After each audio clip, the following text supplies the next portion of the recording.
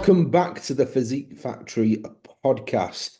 We're getting on a bit of a run of these now, aren't we? Was it like 2 weeks ago we did one? Something I like think, I think it was probably about a month ago, to be honest. But anyway, we're back. that? We're back in our vest tops today. If you're watching on YouTube, which I've actually not put these on YouTube for ages, so you're probably not. We're both sitting in our fucking tank tops, looking hard as nails, to be honest. 5 degrees outside, of course, so we're fucking It's 5 degrees in out. Scotland. That's pretty much summer. It is How hot is it down there? What is the temperature? 25 degrees. 25. Literally 25 degrees, yeah. Fucking hell. I don't know what the temperature is here, but I just felt warm after taking the dog a walk. You can do, there's an app on your phone and it tells you. It's called weather. Yeah, yeah.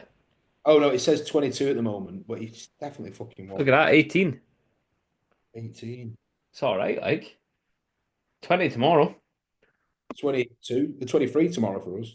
Fucking hell. Need to go down to Manchester and get myself a suntan. Look at the fucking state of my arms. Oh, is it squishies, squashy things? Look at. Oh yeah, I see it, yeah. Well, Oh, I mean, look at the state of me. I'm just like no long back from a week in the fucking desert. Christ. Thir- Why? 39 degrees and Oh, out in it every day and I've still not got a tan. need to get the Melanotan. Yeah, I need to get on sauna anyway. Fucking sort myself right out. Um, So, theme of today, what are we talking about? Well, we were just talking about content actually to start with, and other fitness creators. And you know what? Like every time I turn on Instagram and something fitnessy comes up, I fucking scroll right past it. It bores the life out of me. Even probably my stuff. Some of it's just cringy. It's like, oh, fuck's sake. It's just like, oh, I can't be asked with this. But I don't know, some people get a bit of a buy-in, don't they? And people like seeing it. And But I just like I think so many like fitness professionals, PTs, coaches, whatever you want to fucking call them, they all like reiterate the same shit over and over again, and it's just like they're kind of copying each other. It's just like, oh, here's why you can drink as much Diet Coke as you want. Aspartame will not bother you. All right, okay, thanks for that. yeah, exactly. We've only heard it 1,000 times. Yeah, I know. Like it's just fucking bores the life out of me, to be honest. Like, and if someone who's into fitness, nutrition, training doesn't want to watch that, then I don't imagine people that aren't into it will want to watch it. Yeah, it depends how bought into them they are. But Yeah.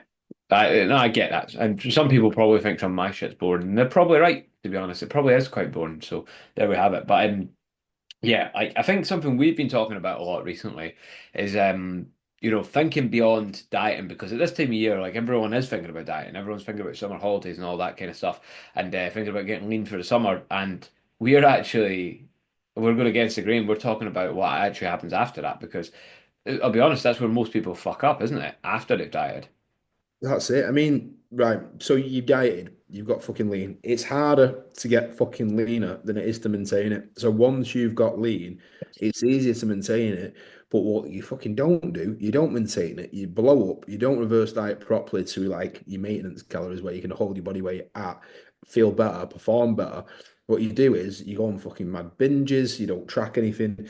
Start skipping gym sessions, and then that's when you turn into a fat cunt. You look like shit. So just putting it bluntly, that's the Yeah. reason why. And then literally, and then it just goes around in a big fucking vicious cycle. So that happens, then you think, oh shit, right. So you get into this binge starve cycle where you don't eat anything, start doing shitloads of cardio, and then after a few days, binge again, and it just keeps fucking happening. You're thinking, fuck, what do I do? Sound like a man talking from experience there. Yeah, well, it happened once. It happened once. So to be fair, everyone's been through it, but that's why we're talking about it. So I turned into a fat cunt after I first fucking competed, and yeah, I was hoarding food when I was dieting, thinking I'm gonna smash all this when I finish my diet, which I did, and that's why I turned into a fucking mess. But yeah, there's a way of doing it properly. So what I did was I fucked my coach off, and then at the time, looking back now, yeah, it's a shit coach. I'm glad I did. But No mistakes were made, no regrets. yeah, no mistakes made. Yeah, it's all about the future in the long run. Doesn't matter what the short, but But like um, I would argue with something you said though. You said dieting's the hard part, but I actually think that after your diet's the hard part. I actually think dieting mentally, down is quite easy. yeah, mentally. But in terms of actually getting fucking lean, you need to hit hard, be aggressive, get it off. it's easy to maintain it on higher calories, but mentally you're fucking all over the show because hormones are flying absolutely everywhere, and you just want to eat all the time.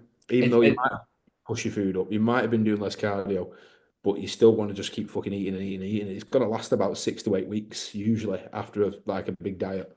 it's maybe easier once you get there, once you get to maintenance, but it's actually that 6 to 8 weeks you're talking about in between is the toughest bit. And as you say, a lot of people do fuck off their coach at that point. Like first 10 abs, no, oh, fuck you, I don't need you, James. But like, I think yeah, that is the hard part because like, see when you're dieting, right, you're working towards a goal, and let's just say, your goal is, let's just say today, 29th of April, right? And for the 4 months, 5 months that you're dieting, you're thinking to yourself, right, just, get in as good shape as I can for 29th of April. Let's just go for it. Let's just push, however many weeks until then, however many days until then. And you've got this kind of one track mind where you're just like, go, go, go. And then once you get to that point, you start seeing it as, oh, my diet's over on the 29th of April.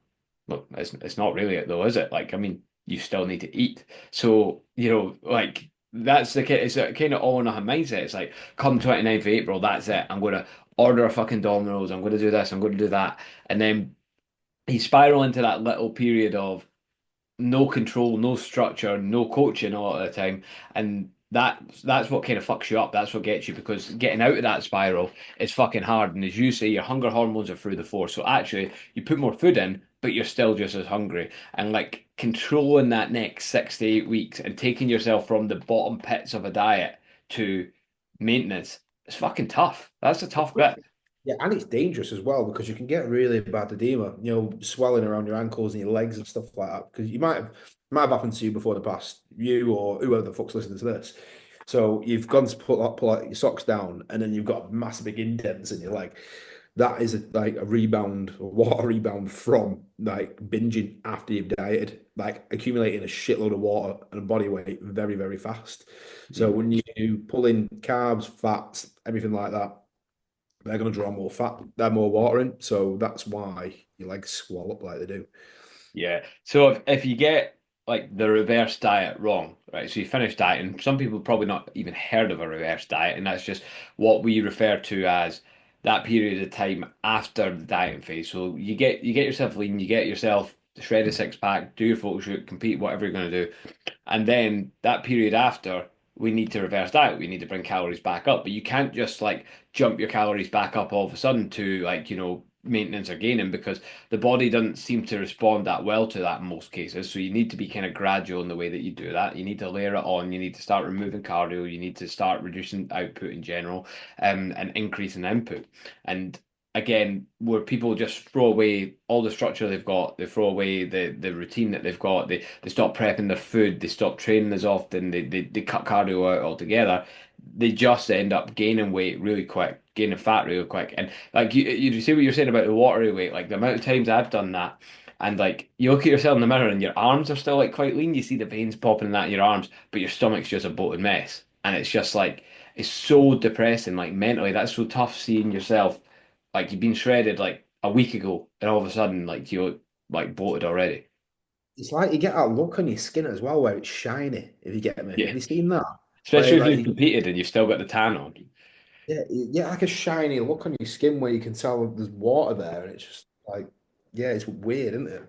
Yeah, I mean, what we're not saying for anyone listening to this is like if you have dieted for a long time, we're not saying don't go treat yourself to a nice meal out. It's more like have a plan for after that because your diet is not over at the end of your like body fat cutting stage. Is that what you'd call it? No, cutting stage, whatever you want to fucking call it. It's not over at the end of the dieting phase. Okay, there's obviously a continuation that needs to come from that if you want to like make it something that's either going to be maintainable or build on top of it and obviously build muscle, which most of our clients are doing. They're going through gaining phases after that. So, but we still have to reverse diet to get there, don't we? Yeah, exactly. You always got to go through this period where like maintaining or wanting to gain muscle. Yeah. Doing it smart. You need something in place. But like you said, just said then, like after you've got fucking shredded, whether it's a photo shoot, stage, whatever, you can enjoy that day. As soon as you've like come off stage or finished whatever you're doing, go and fucking have a decent meal, enjoy yourself. And maybe the next day be a little bit lax, still enjoy some food, but then back to business because if you're not going back into any real structure, then things are gonna just like get out of control. You got to be careful too, because some people end up just like continuing a dieting phase. They're like they don't bring things up enough either. So that's another problem that can occur there. That's the other end of the extreme. Yeah, that's a fucking eating disorder, that where people don't want to start eating more food and like, I don't I want to stay this lean. It's like it ain't fucking possible to stay this lean year round without feeling like shit, and you're gonna end up looking like shit. I'm going to caveat that again though. Like, how many times have you had clients where you have done a properly structured reverse diets and they actually do stay pretty fucking lean? Yeah, to be fair, I had that with Lewis, but he was eating as well. He stayed really fucking lean. So when was it when he last dieted? Yeah, he dieted for a photo shoot last year. Anyway, we pushed him back up to like 3,000 calories and he was still fucking lean. And I'm like, this is sick. So Yeah. held there for a while and started pushing back up again. He's still lean, but didn't get him too fat in the off season. And he's starting prep in a few weeks. So we've got him in a really good spot. I think that's where adherence comes into it as well, because if you can nail that reverse diet, then you get that response. My client Lisa, for example, I keep using her as a good example of this because she's absolutely nailed it to a T. Where like she dieted down, she done Elevate last year, sun the September Elevate it must have been, and then we dieted her down until her holiday at the beginning of January. Obviously over Christmas she had a bit of a couple of higher calorie weeks and days off over Christmas and that. But she ended up down to about 1,200 calories for her holiday. And since then, she's come back. She never really gained anything on holiday, so that tells you a lot about Lisa. And then we gradually just bumped it up, and now she's on 2,500 calories, exact same weight, body fat percentage exactly the same. Like she just looks like as lean as she did when she dieted down. And like for a female, she is lean. She's in good shape for a female. So like when it's done right, the response is fucking brilliant. I wouldn't say I've actually ever got it as right myself as Lisa has. I'm not gonna lie. And there's other clients too, but she's just the one that comes to mind because it's something I don't we're going through at the minute. I find that the same with some clients. Some clients respond really well, like post diet, and they just like they fill out, a little bigger, but they're leaner, which is yeah, it's mint. The definition comes out more because they're fuller then as well. So it's like they actually look better with more calories in them than they did before that. So it's a cool process and it's really cool when someone actually dedicates themselves to it and then does it. And then she's in a great position now to build muscle. She's aiming to do a photo shoot next year. So I guarantee you, like this will pay dividends in the future for her. She'll find it easier to stay lean now. I mean, she's eating 2,500 calories a day for a female. It's a decent amount of calories. That's good. That Yeah, you're not gonna gain weight if you can maintain on 2,500. You're gonna find it pretty easy to fucking like keep yourself in good shape, aren't you? Um, but like personally, I've got it wrong way more than I've got it right, which is why we I suppose have quite a lot of authority to talk on this. I mean, how did you figure out like the proper reverse dieting? what did I do? Fucking hell. When I started coaching people, literally was coaching people, I was like, right, what the fuck? And you hear people talk about it all the time, do this, because I was a member of like the JP app, and I was like, oh, you need to reverse diet properly to have a proper off-season suite. Started looking more into it, and I was like, yeah, that pretty much applies to everyone who's on a dieting phase anyway. Yeah. So I went from there. It's always hard when you do diet for the first time mentally, after you've done a diet. Um, but yeah, I think the more you do it, the easier it gets. I would agree with that. I would absolutely agree with that. I think it's different people who have got coaches that understand it and take them through it and tell them what to expect and all that sort of thing. Because like you're getting it right from the offset. But again, for me, fucked up the first one because again, like you, I stockpiled food. I just ate as much as I could. I remember having stomach cramps that night after it was a bodybuilding show, so it was the first real diet down I'd done. Stomach cramps later that night, lying on my mum and dad's sofa, and I'm like, I literally can't move because I've ate so much food. And then the next time around, I dieted the next year. I dieted for like 9 months, like 'cause it was quite a long fucking prep. It wasn't because I was so like fat from the first time. It was more so just because I'd done like a qualifier and then British finals and like it just like kept dragging on and on. And then again after that, like I had it in my head that like to gain muscle, I need to go straight onto 5,000 calories a day. Oh, So mate, I had this question on Instagram. That, hi, mate. I've just finished my dieting phase. I want to be eating 5,000 calories in my off season. It's like, you want to be eating 5,000 calories? I said, why? Why that number? That's so yeah. fucking random. It's like you literally just push up slowly and get to where you want to get to. If you start eating 5,000 calories straight from the fucking get-go, then you're gonna get fat. But like You won't need 5,000 calories. Why is that a fucking number? Like, why 5,000 calories? Yeah, I think it's just because people are like, oh, like in bodybuilding documentaries and that, they're like, bodybuilders have to eat 5,000 calories a day to maintain muscle mass. And it's like they're talking about Mr. Olympia, and we've got fucking 60 kilo fucking soaking wet guy from the gym. Not referring to myself, by the way. I'm 70 kilos, thanks very much, 72. Um, but yeah, like, so that's what I done. I remember, like, obviously I struggled to eat that much food when I made such a big jump. So I had Sophie making like fucking brownies and things like that. And I was just like, I was eating brownies every day and shit like that just to get the calories in. And I got like pretty fat pretty quick. And I thought because because I was eating so many calories, I thought my strength would come up quite quick. Because after 9 months of prepping, my strength was through the floor. But it didn't. It still came up really slowly. So like, I was just fat and weak for a period of time. And then I think 2018. I had a bit more of a level head on me. I got it slightly better. 2020, I got it a lot better. 2023 last year, not last year, 2 years ago, got it a lot better again. But I kind of lost sight a little bit and started chasing the big bulk. So I'm going to try.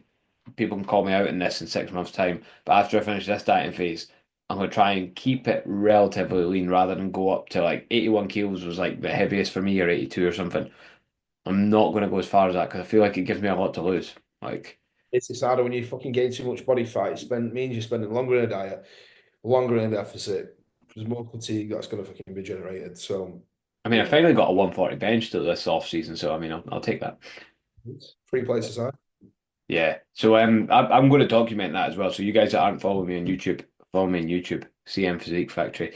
I've been doing a little bit of my diet recently, just showing my meals and how I'm making the most of a lower calorie diet. And I'll do the same with the reverse diet. I'll just go right through the whole process. So and James is prepping this year too, so he should get on the old YouTube too. Just saying.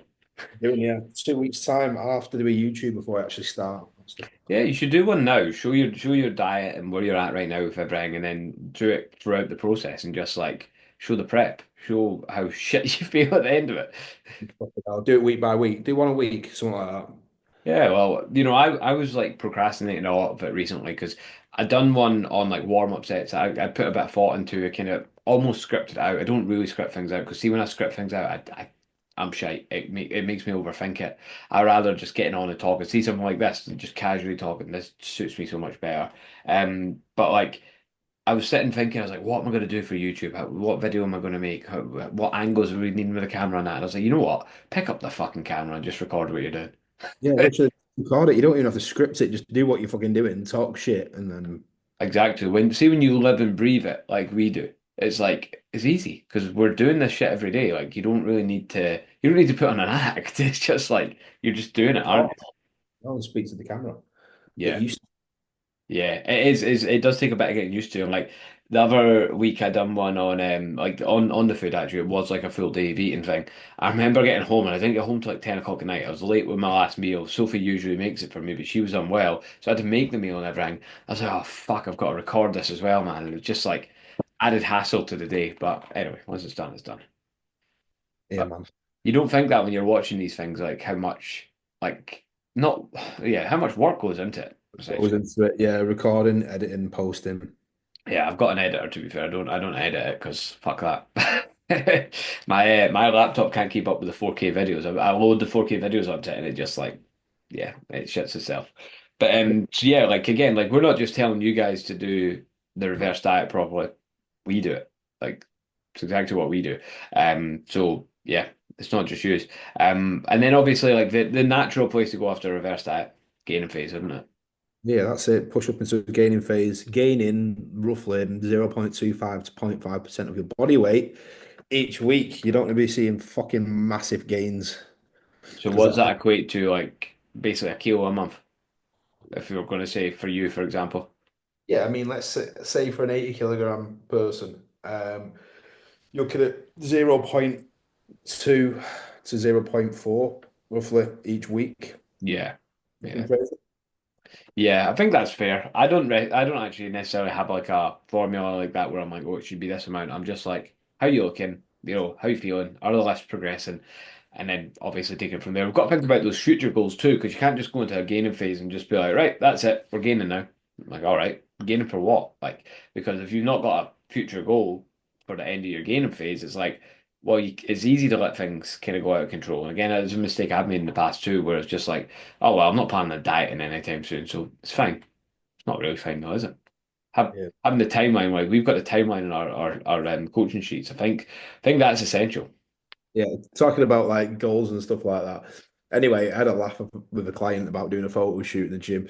He wasn't like ready for it. We only had a laugh about it. Anyway, the check-in said, "Right, I've got you all booked in for this photo shoot in September. You're all ready. I'm going to put the fake tan in you, put all the baby oil on, get flexing like half naked. You're gonna really enjoy it."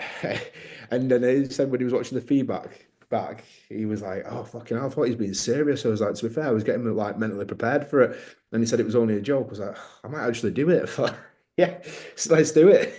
I think it's a good goal for clients, like because when you're like dieting, you've got a client dieting down or whatever, and like, oh yeah, I want to lose 20 kilos or whatever. Right, cool. By when? Oh, it doesn't really matter. So then a week goes by and like, oh, I didn't really hit on my goals this week, didn't really lose anything, but it's all right, I'll pick up next week. Whereas when you're like prepping for a photo shoot, it's like, well, we've got to be in shape for this week. So actually, picking up next week, yeah, we fucking need to pick up next week. We need to make up for last week. So it's that urgency, is that kind of harshness of like, this is the date. You need to be in shape for this date. And I think too many clients come through the door with no real urgency. Like, so again, doing a photo shoot prep, doing a bodybuilding show or whatever, it's urgency, isn't it? Like you're picking shows at the minute, aren't you? And it's like you're going to be in shape for those days. There's no doubt about it. You'll do what it takes. That's it. Do what it takes. Yeah. Oh, Whereas I, on the other hand, look at me right now. I've not really got a date in mind. I mean, I kind of do. I've got another holiday at the end of this month, and I'm like, right, let's just push into that. But I've not really got anything. That doesn't matter. The holiday doesn't matter if I'm in shape or not. Like, who fucking cares? Like, you know what I mean? So, like, I've not got a solid date. So it'd be easy for me if someone says to me this weekend, "Oh, do you want to go get a fucking Five Guys?" Yeah, sure. Why not? Look, I'm not doing that, but you know what I mean. There's no reason not to. that's it. Have that goal. Urgency, goals, important stuff. But yeah, I think the whole reverse diet, like if we go back to what we were talking about, if you know your future goals, it becomes easier to get that stuff right because you're making sure you're not getting too fat or going into a gaining phase because you know the next time you're going to diet down. Some people might ask what the benefit of a gain phase is as well. And we were talking about this earlier as well, like because sometimes we get clients that not I don't get that too often now. Like most clients do want to go on and do a gaining phase. Sometimes I get clients that are like, yeah, I just want to maintain this. And I mean that's cool, but for me It's I'm just like maintenance is like maintain is a maintain. You're just making no progress. That's what maintenance means. You're not progressing. yeah, I Literally. know. That's the way I see it too. I would rather like slowly gain rather than not gain at all, if you know what I mean. Like more muscle is never a bad thing, surely. Yeah, literally. So when they say that, I was like, so you don't want to get any better? I was like, what? I was like, I just want to stay like this. But you don't want to get any better. You want to gain muscle. You don't want to look better. I was like, well, yeah. Yeah. I was like, yeah, of course. So the whole idea of a gaining phase is gain some more muscle, get stronger, look better for the next time you diet.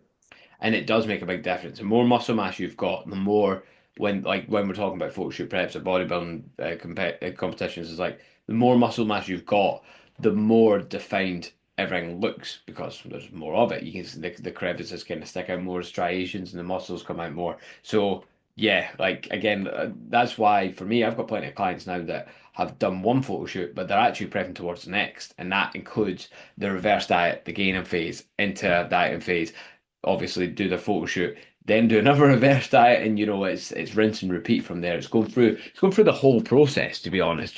Some people come in with fucking nothing in place, their diet's all over the place, their training's all over the place, do a priming phase, into their first dieting phase, and then they go through the whole cycle, reverse diet, gaining phase, diet again.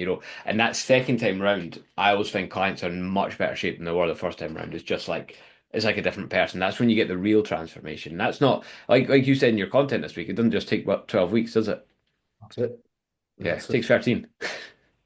It works. Yeah.